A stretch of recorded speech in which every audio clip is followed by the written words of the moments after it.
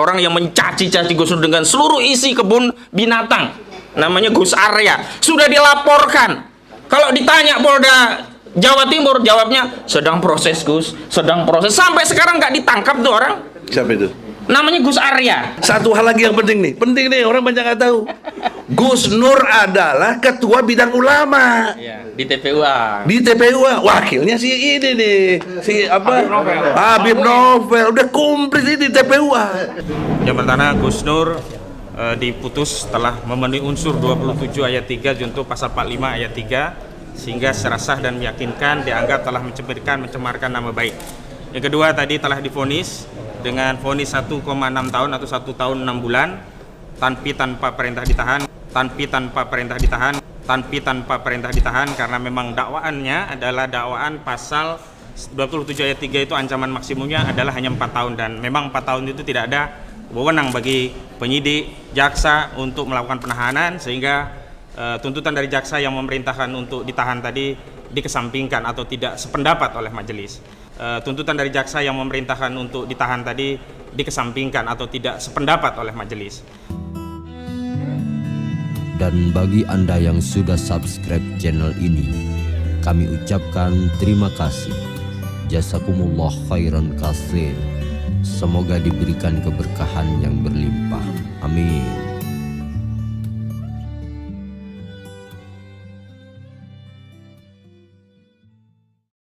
Bismillahirrahmanirrahim.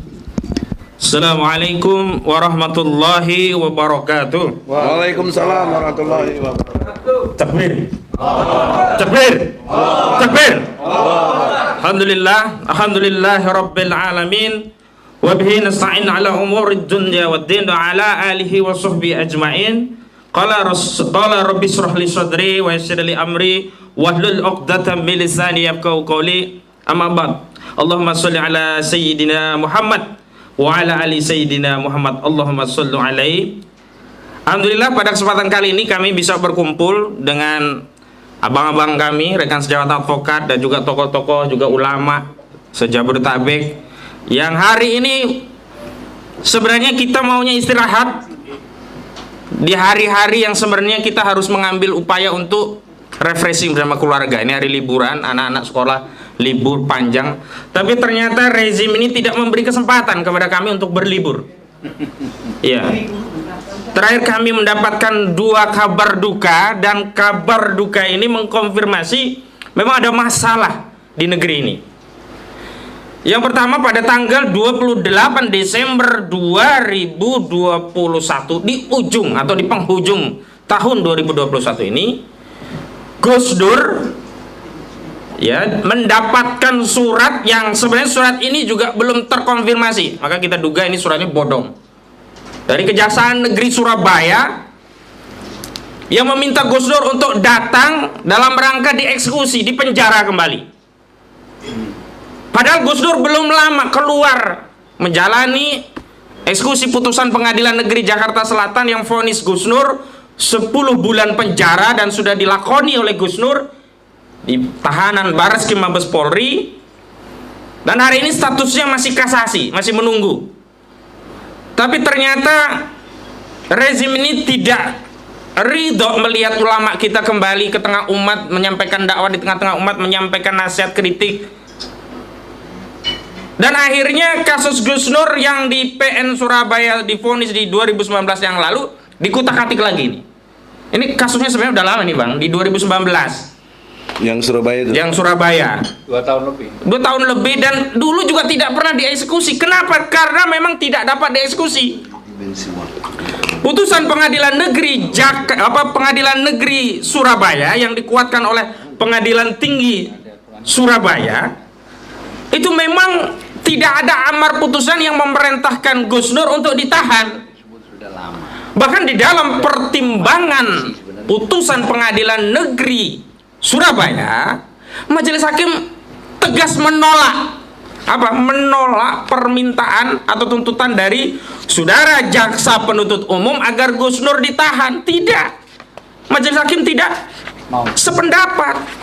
Majelis hakim menyatakan begini, menimbang bahwa oleh karena terdakwa dinyatakan bersalah, maka memang harus pula kepadanya diberi beban untuk membayar biaya kara. Mohon maaf, bukan itu. Menimbang bahwa maksud dan tujuan pemidanaan bukanlah sebagai pembalasan atau balas dendam, atau semata-mata untuk menista atau menderitakan seseorang.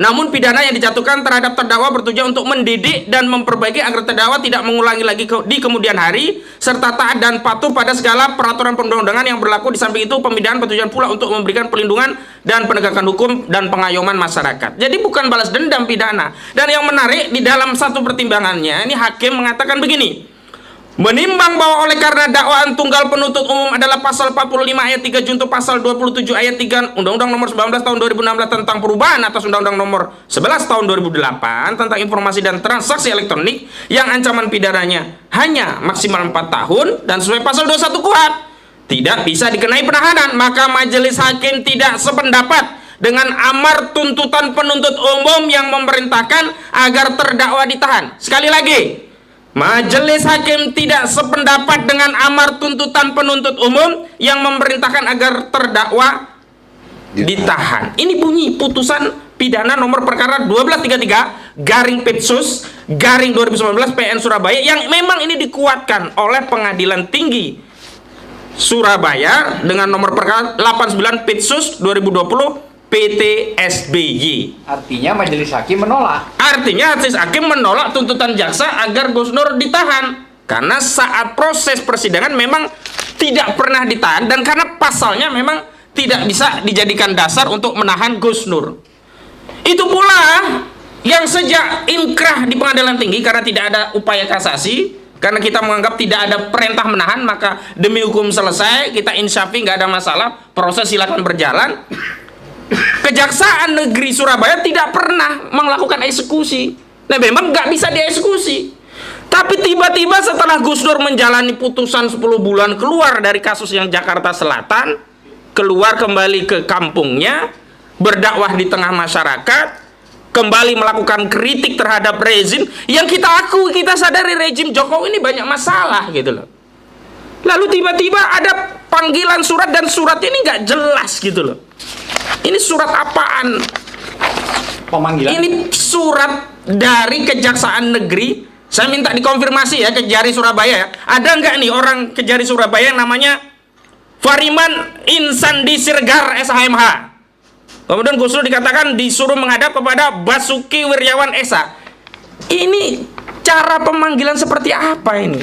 Nggak ada, hanya beredar di sosial media, di WA. Artinya panggilan surat itu tidak sampai kepada Gus Dur dan tidak sampai kepada orang yang ditunjuk oleh Gus Dur sebagai kuasa hukumnya. Tidak sampai, tidak disampaikan. Tidak sampai dan tidak disampaikan dua-duanya. Gitulah.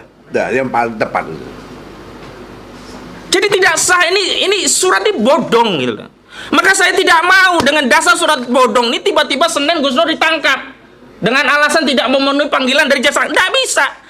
Dan tidak ada tanda tangan kan? Tidak ada tanda tangan penerimaan.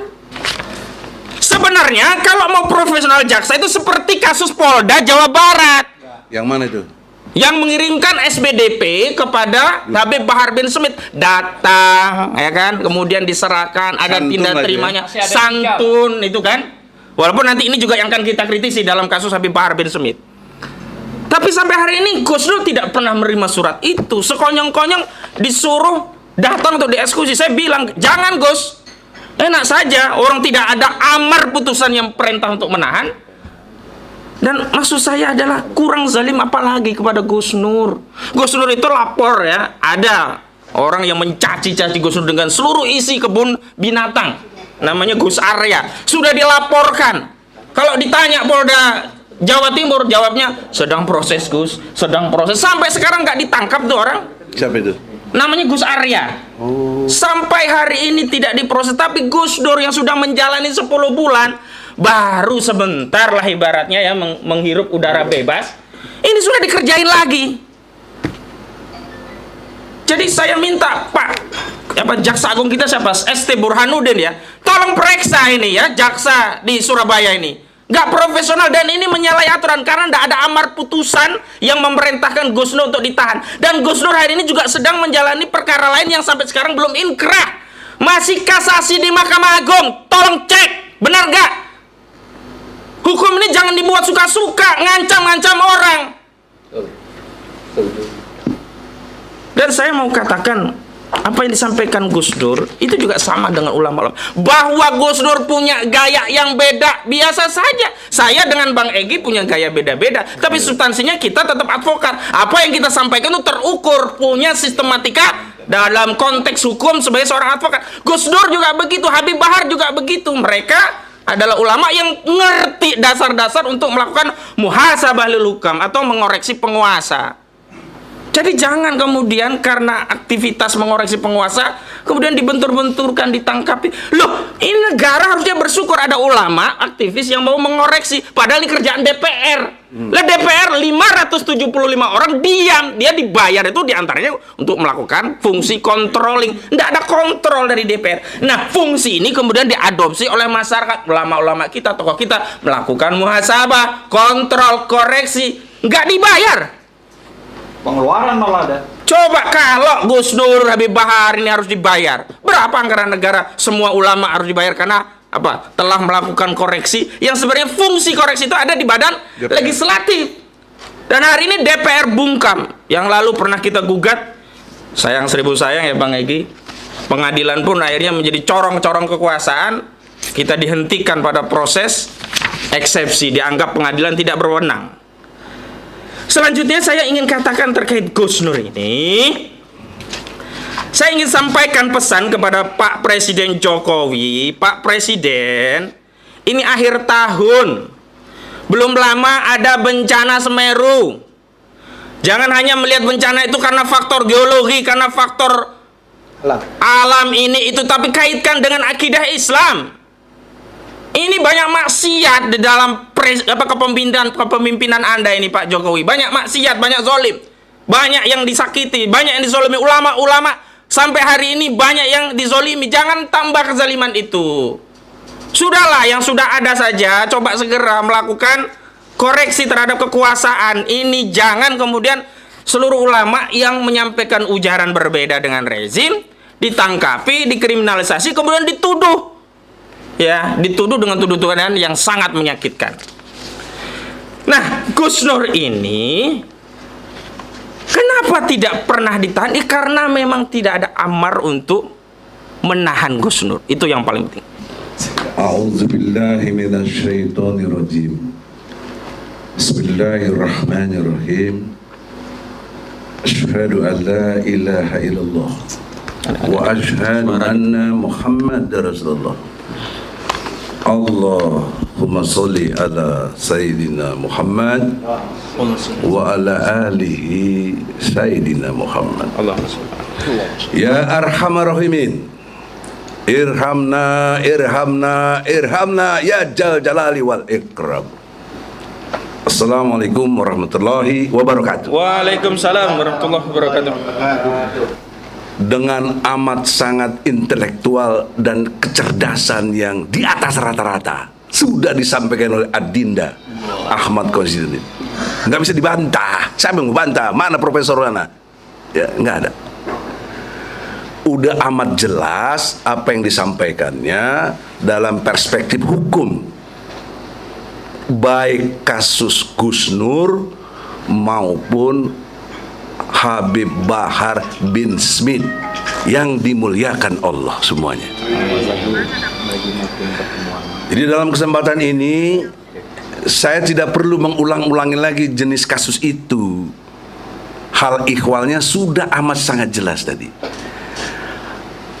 Tapi bagi tidak jelas untuk orang-orang yang punya kedengkian kepada kita umat Islam, khususnya kepada ulama.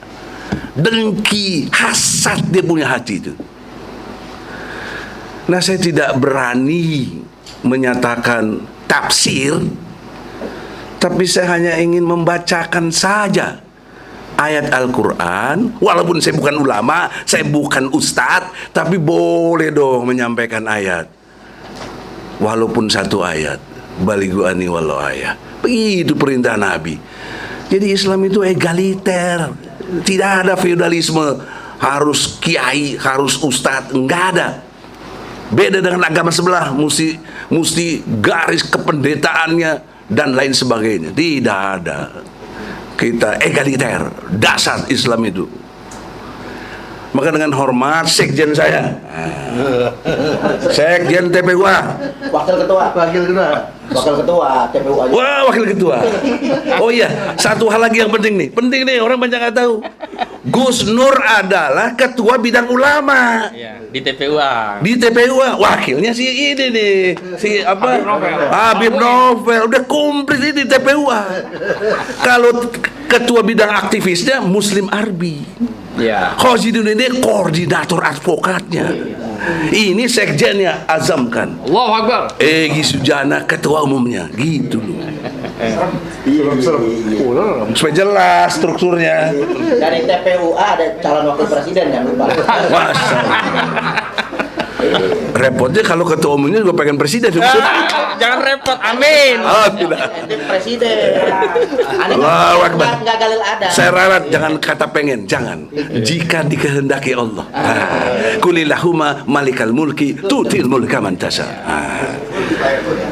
Dengan begitu, mohon dengan hormat Azam membacakan ayat yang saya ingin adalah Artinya? surat Al-A'raf Baik. ayat 176.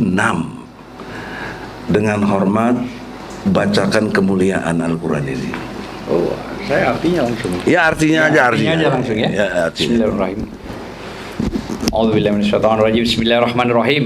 Apa yang disampaikan oleh ketum TPUA, kita diminta menyampaikan ayat yang sangat jelas untuk disampaikan kepada makhluk-makhluk Allah di bumi, yaitu Al-A'raf 176 yang artinya, dan sekiranya kami menghendaki, niscaya kami tinggikan derajatnya dengan ayat-ayat itu, tetapi dia cenderung kepada dunia dan mengikutinya keinginannya yang sangat rendah. Maka perumpamaannya seperti, nah ini perumpamaannya, jika mereka ini berkeinginannya kepada dunia, sama dengan anjing.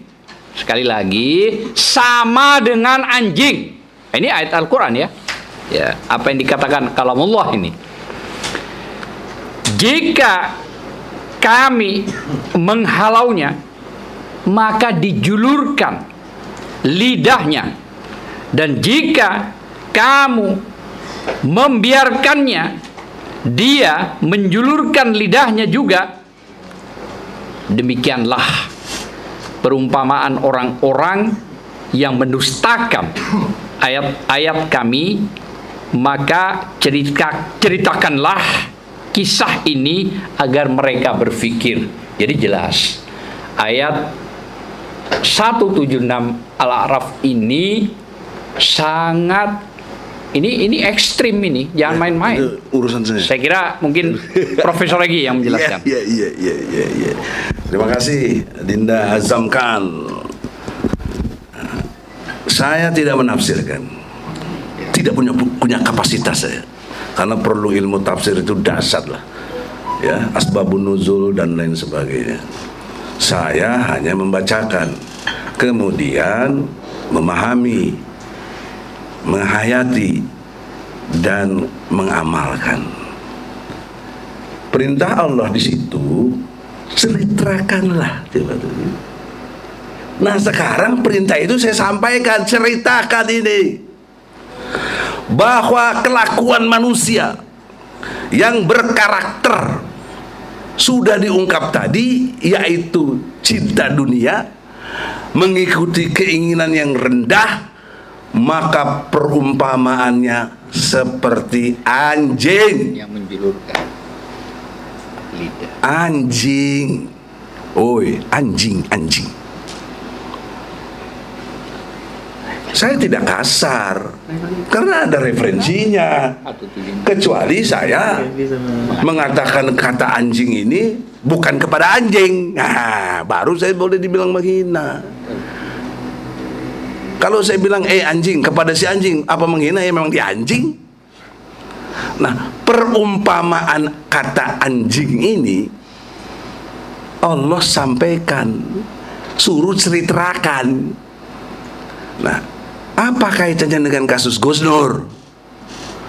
kaitannya adalah semua yang diceritakan Adinda Ahmad tadi itu mengkonfirmasi oknum jaksa yang dimaksud telah melakukan perbuatan melawan hukum jika benar. Tapi dari segi ilmu hukum itu tidak benar. Apalagi tidak benar? Apalagi yang lebih tidak benar itu kalau bukan anjing itu. Jadi jangan salah sangka, jangan salah kutip lagi, salah kalian. Bahwa saya tidak mengatai siapapun di sini dengan kata anjing, tidak. Saya membacakan perumpamaan yang Allah maksud, disuruh ceritakan. Saya lihat kasus Gus Nur itu ketua bidang ulama TPUA, saya ketua umum, saya bertanggung jawab untuk membela dia. Tidak boleh ulama diperlakukan seperti ini. Oleh karena itu, dalam konteks nomenklatur departemental ini dilakukan oleh Kejaksaan Negeri, kalau konteksnya Surabaya, maka kita sangat paham dalam struktur kekuasaan, jaksa ini di bawah kekuasaan Presiden Republik Indonesia. Itu nomenklatur yang nggak bisa memang begitu. Maka konsekuensi logis hukumnya dari perspektif yuridisnya, Jaksa Agung itu tunduk kepada presiden, gitu.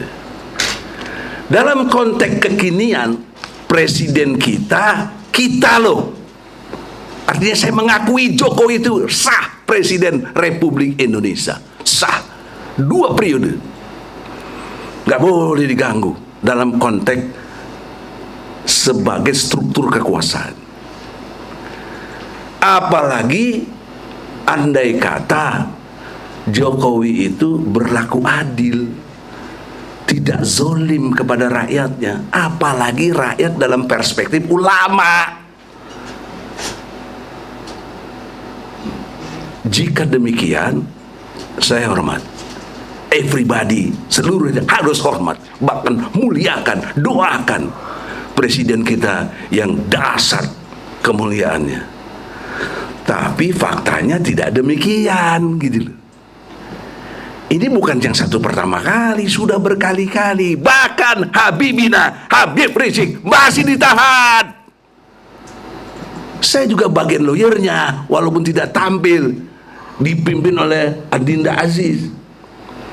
Tapi saya lawyernya yang pertama paling tidak ketika kasus chattingan mesum itu.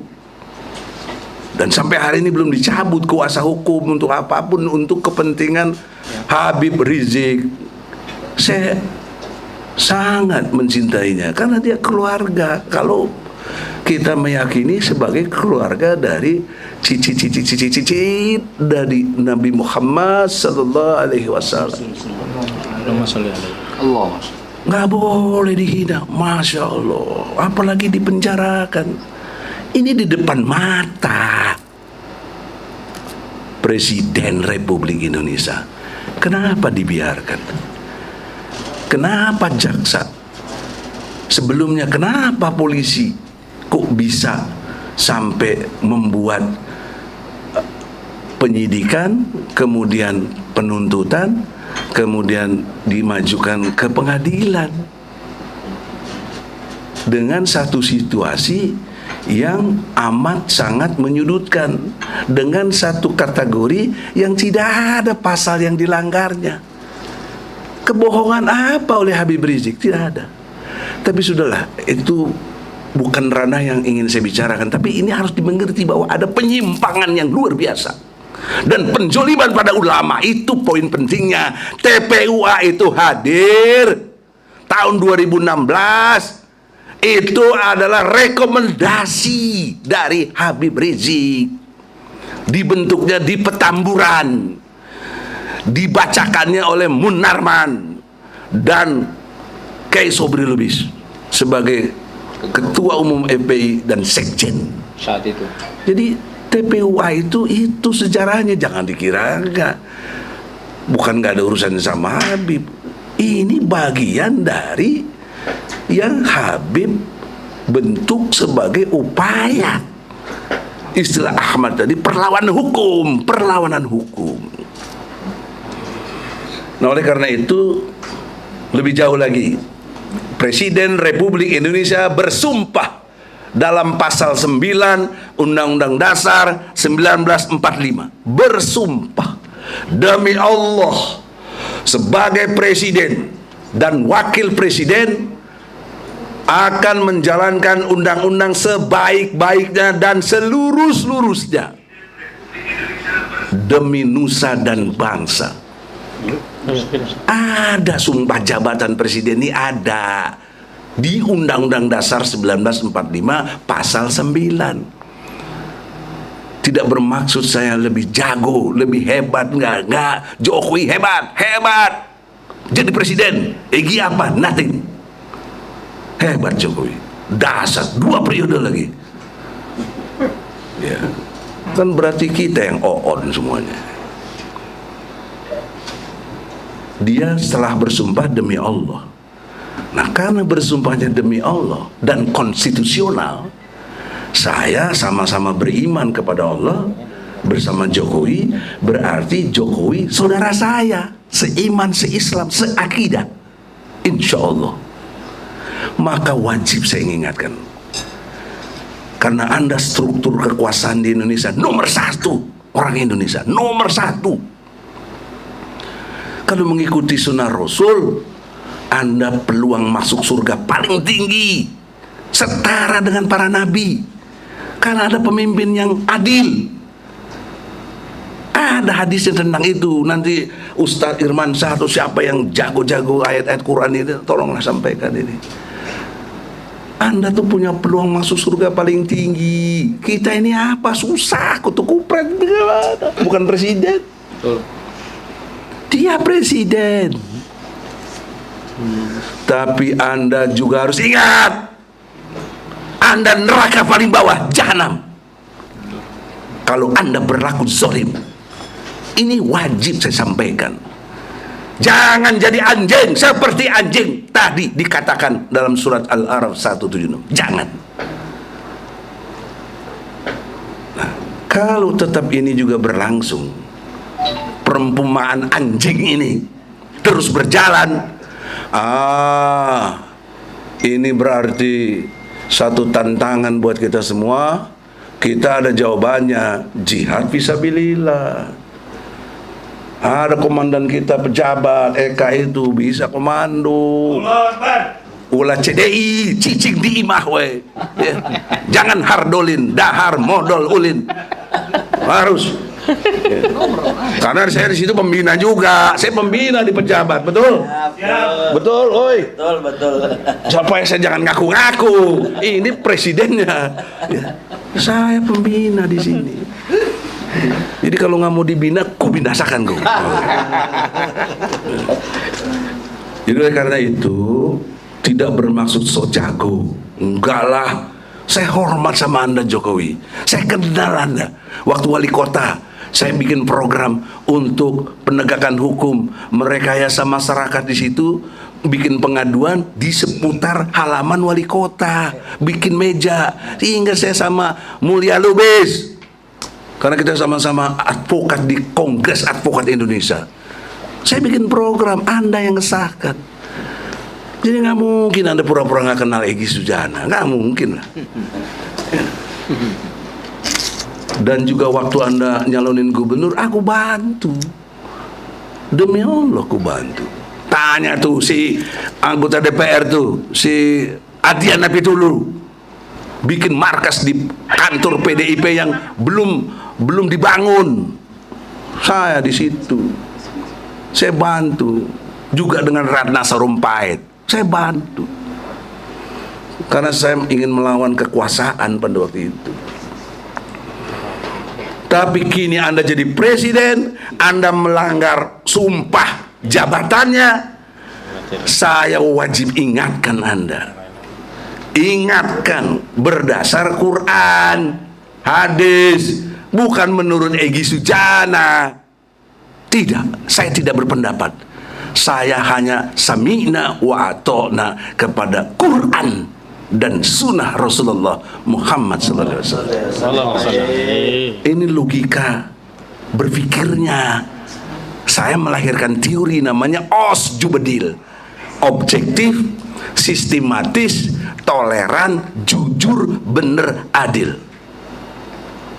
Ini mekanisme berpikir dalam konteks ilmiah. Nggak boleh ilmiah itu subjektif, nggak boleh, harus objektif. Makna teknisnya objektif itu tidak memihak, tidak boleh memihak. Kalau lawannya subjektif pasti memihak. Nah, persoalan serius dalam hukum, polisi punya hak menahan dengan subjektif. Ini problem, harus dirubah logika ini. Karena bertentangan dengan ajas praduga tak bersalah. Bertentangan. Kenapa disebut ajas praduga tak bersalah, tapi ada hak subjektif dari polisi, dari jaksa untuk menahan? Bagaimana logika hukumnya itu? Tapi ini sudah kadung jadi aturan main. Maka DPR merubah, dan kau juga presiden punya hak membuat hukum di negeri ini. Dasarnya pasal 5 ayat 1 UUD 45. Presiden memegang kekuasaan tertinggi di dalam membentuk undang-undang dengan persetujuan Dewan Perwakilan Rakyat. Sebelum diamandemen, setelah diamandemen tahun 2002 berubah menjadi pasal 5 ayat 1 khusus presiden, DPR-nya di pasal 20 dan 21 Undang-Undang Dasar 45. Itu hasil perubahan yang kalian lakukan semua. Para partai politik juga ngerti, ya, harus mengerti ini. Dan bisa tampil jadi presiden karena partai, dan itu dengan syarat 20% threshold. Dan bertentangan secara ilmu hukum pasal 27 ayat 1. Setiap warga negara berkesamaan kedudukannya dalam pemerintahan dan hukum tanpa kecuali. Nah, kenapa jadi kecuali yang 20%? Ahmad Kojun ini cerdasnya luar biasa, saudara. Tapi dia nggak punya duit, nggak bisa calon presiden. Saya maunya khalifah aja. Bisa. Ya, khalifah itu istilah, brother. Presiden juga istilah. Kalau dengan presiden bisa meneguhkan hukum Islam, kenapa harus dipaksakan dengan istilah? Udahlah, itu debat lain lah. Ya. Itu soal lain. Yang penting kita melawan diskriminatif. Nah, dalam konteks Gus Dur, diskriminatif luar biasa, amat sangat luar biasa.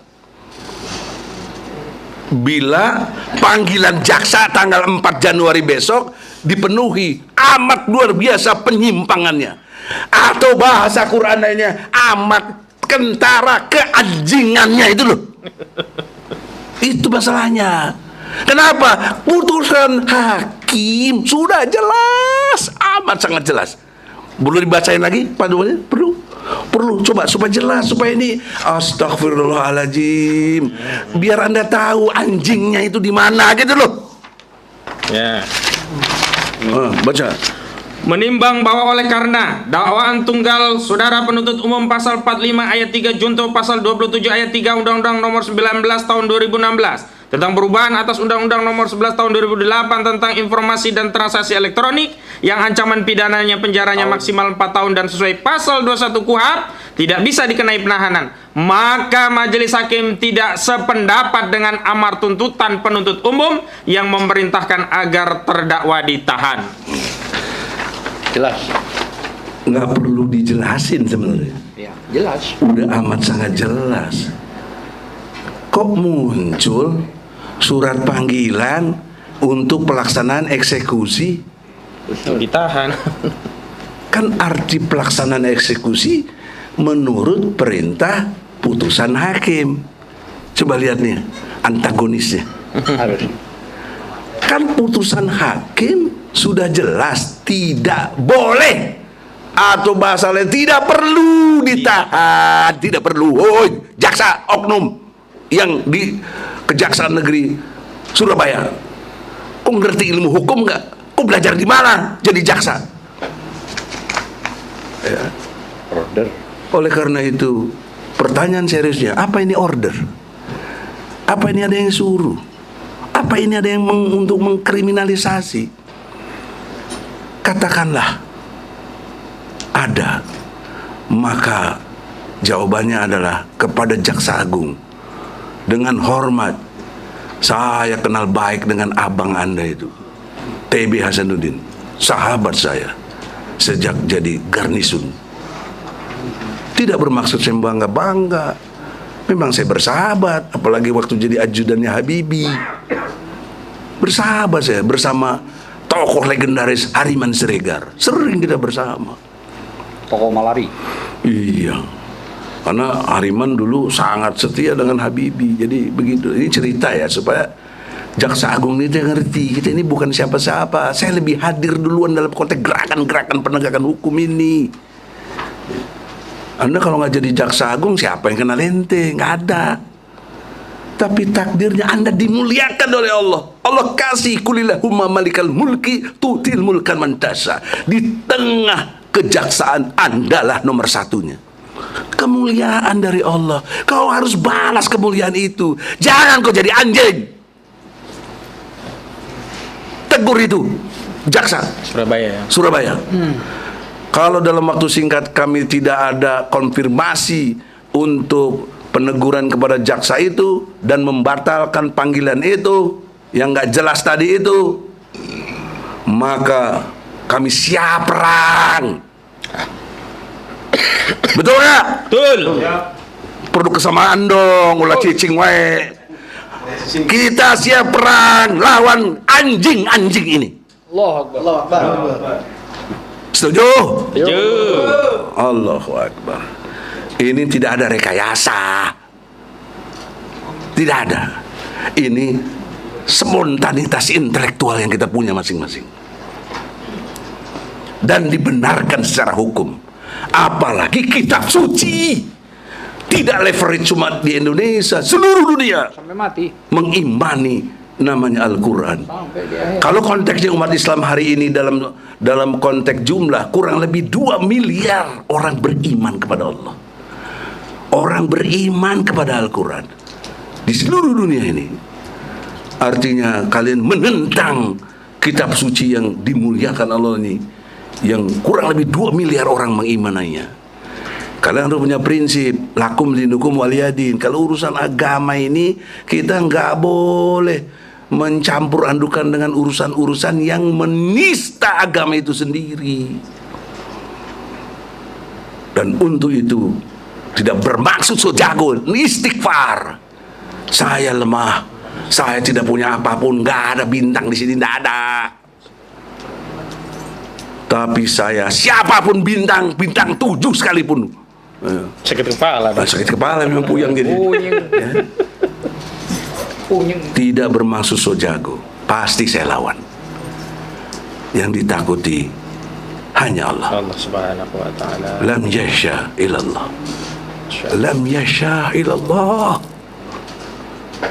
Ini akidah, ini tauhid yang diajarkan sejak awal oleh ayah saya, Atam Soekarda. Betul-betul dididik, dimengerti, kemudian dibina di HMI. Saya sampai jadi ketua umum HMI.